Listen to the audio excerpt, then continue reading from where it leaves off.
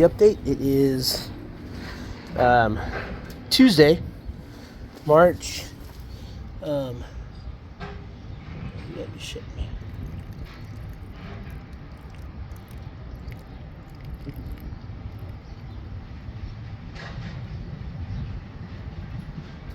I don't believe it. Oh, sorry.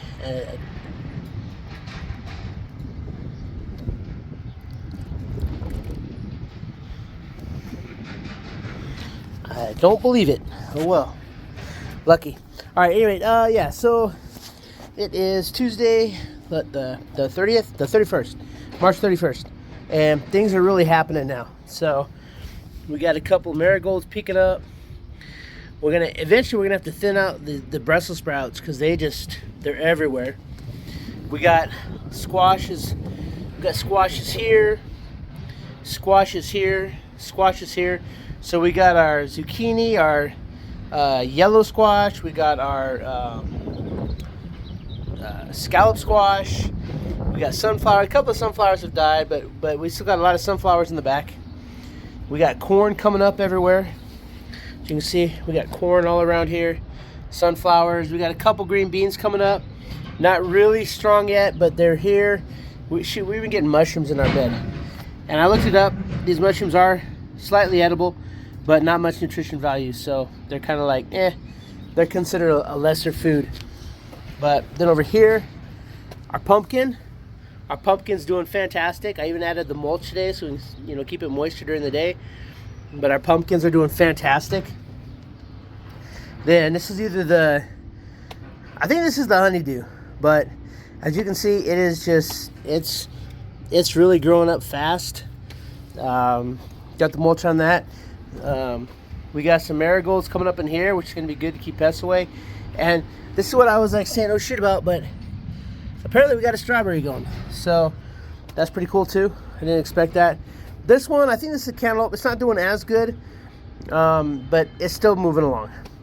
And then as you can see, I have finished up the whole pathway here. The next step, we're going to get some like flagstones in here, some bricks, so that we can have like a walkway in here. But over here, as you can see, we've got sweet peas, we've got marigolds. The marigolds are doing really good. Sweet peas are faring pretty good too. We got some crazy dogs.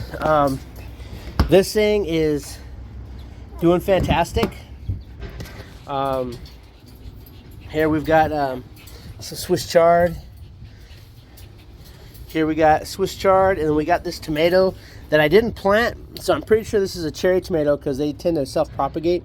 But as you can see here, we're gonna get some blossoms in there. This Swiss chard is just huge. Then over here, another one I believe is cherry tomato, and we're already getting blossoms on this sucker, so that's really good news. I gotta put some fertilizer on them in the next few days. Then these ones are the ones that the dogs ate, and as you can see, they're coming back pretty strong. And we got more tomatoes over here, and I mean, things are just really moving along. Our red bell peppers, red or yellow, I forget. We'll know when they ripen, but we got 3 of those, and I only planted 3, so those are doing great. This one died, this jalapeno, but over here we've got 2 pretty good jalapenos in here and 3 over here. One of them is doing real good. So compost is coming along.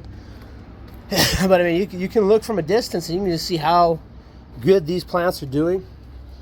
So the next step, which will probably be done tomorrow, is I have the second half of this sunshade in, and so we're going to cover up this section over here.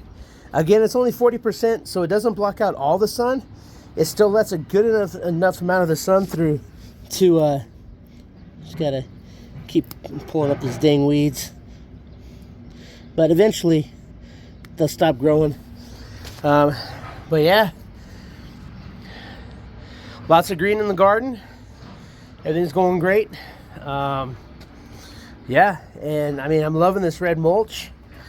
It gives it a nice look, and I cannot tell you, between the red mulch on the ground, which insulates the ground here, and the sunshade up over top, This part here is significantly cooler. I mean, it's a bit of a cooler day, but over here, you can feel the heat over here. It's a little bit hotter, but under here is so nice.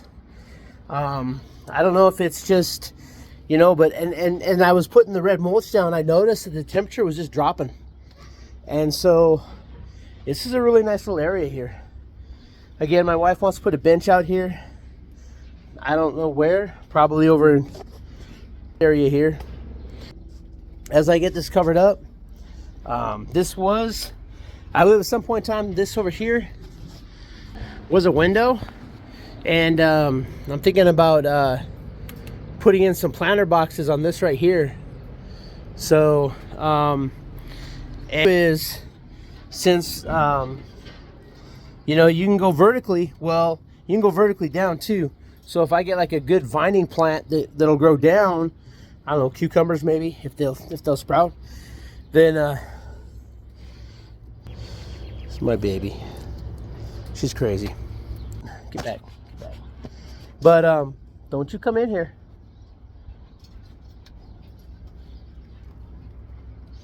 But anyway, but yeah, if I can get something that'll grow down like that, then that'll be just a fantastic way to do the vertical gardening just as well. So, but I can put some stuff right there that'll grow down, and then you can imagine I have stuff here growing down, and then we have the squash and the pumpkins growing out that way. Then along that back wall, the fence there, I plan on putting a couple grapevines in. So if I can get a couple good strong grapevines, they're just going to, they'll cover this whole area, and they'll give me like that natural cover that I want. So we'll have shade overhead, we'll have natural cover here, and then this whole area here is just going to be like super, super nice. And then when we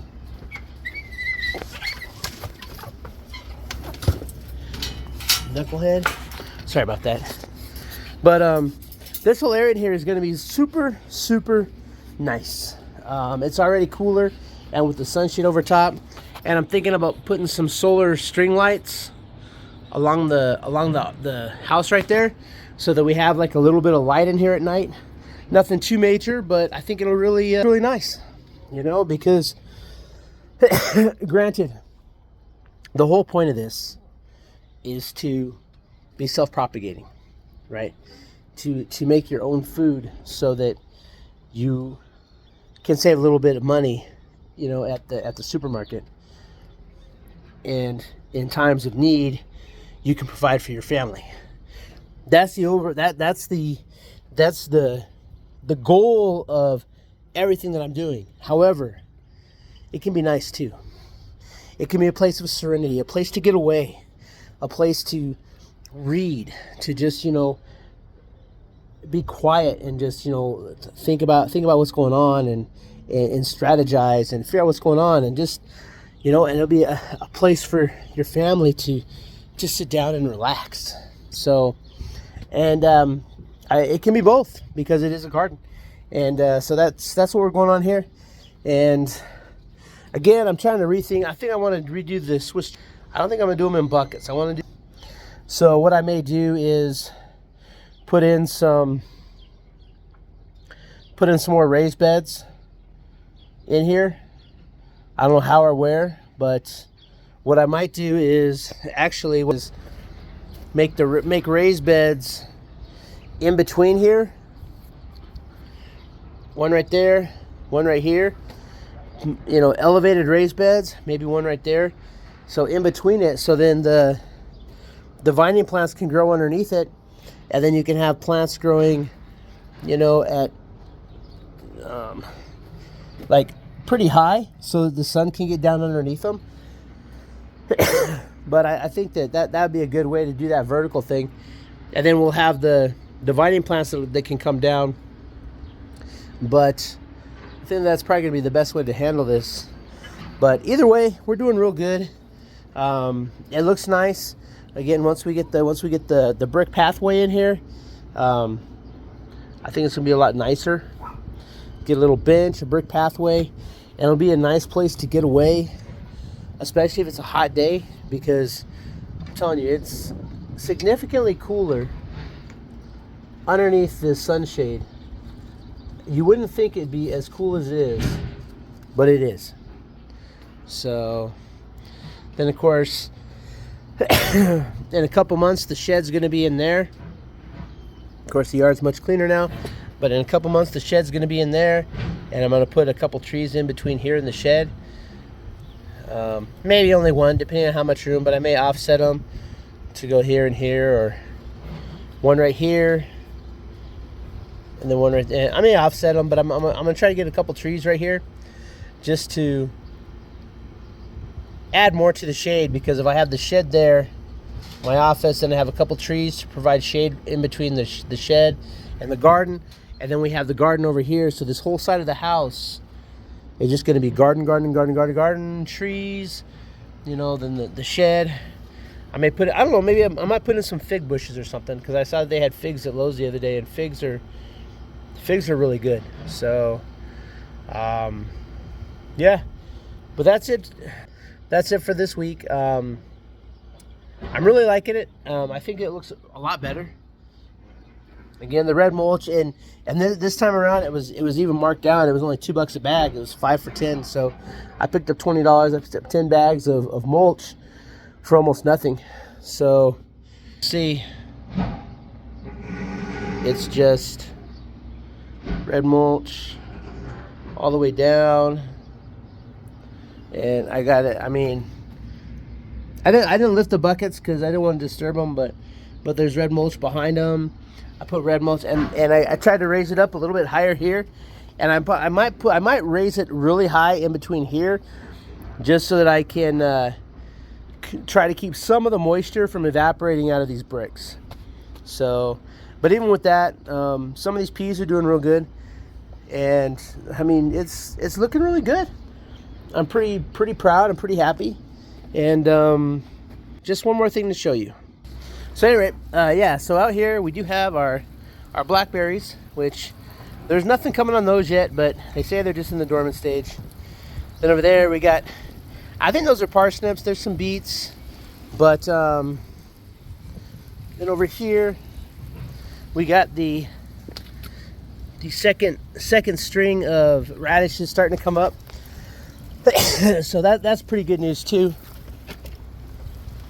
because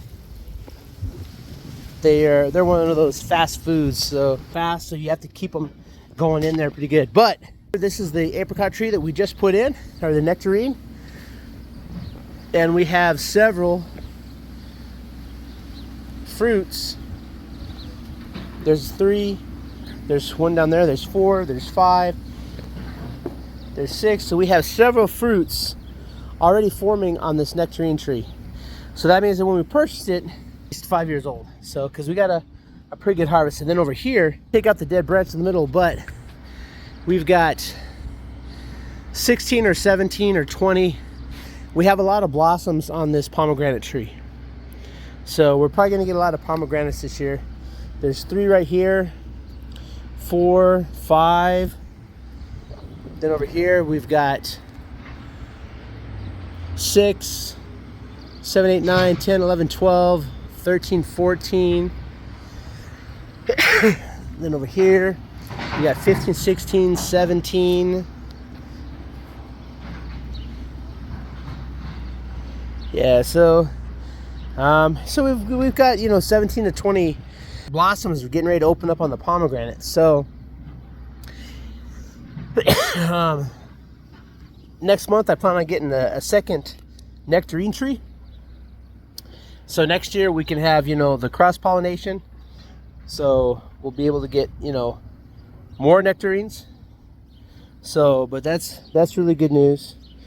We got nectarines, we got pomegranates, we got radishes. Hopefully the blackberries start to do something, but we're gonna say blackberries. We've got parsnips or turnips. We've got a couple beets. Then of course, we've got a really promising looking garden this year. So I like what I've done. I think it looks pretty good. Exactly what we needed to do, which is provide us with some good food. Anyway, that's the update for this week. See you next week. Till then, keep prepping.